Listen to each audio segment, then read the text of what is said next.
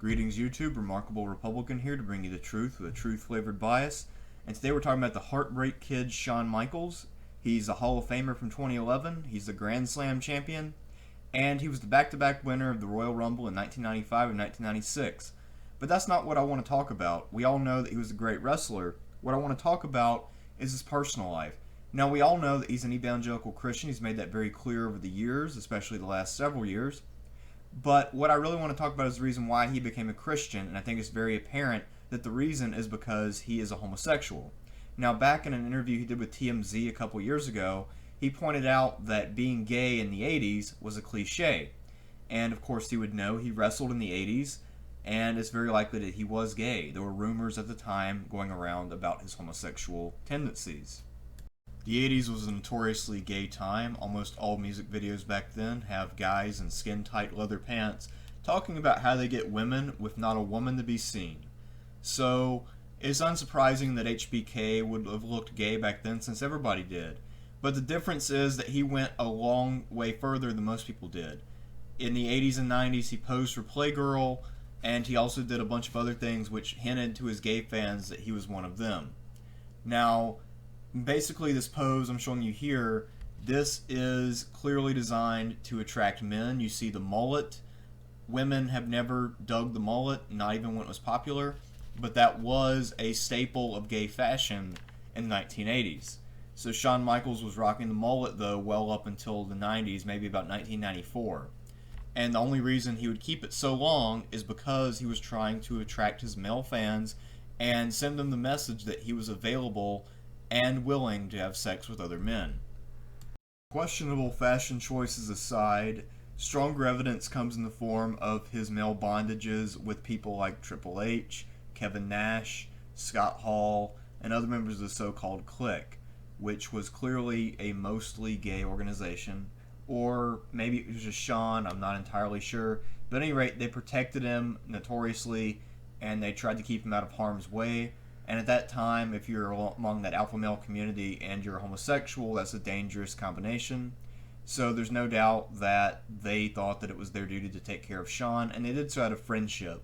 Maybe not because they share his sexual orientation, but maybe they do. It's hard to say.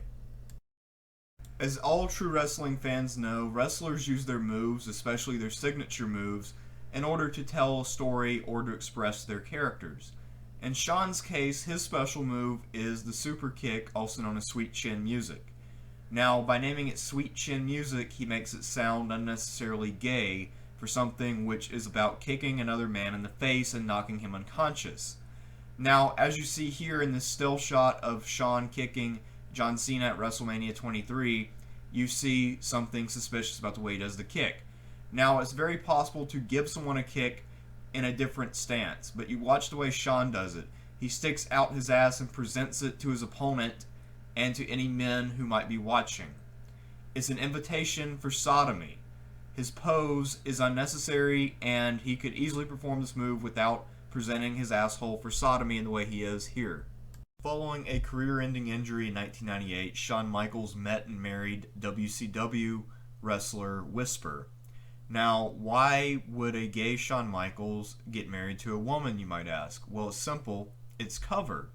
Shawn, at this point, had no road protection from his family, because normally he was on the road all the time, so the things he might do with other men would be covered up, and he also had his clique buddies around him to help him out.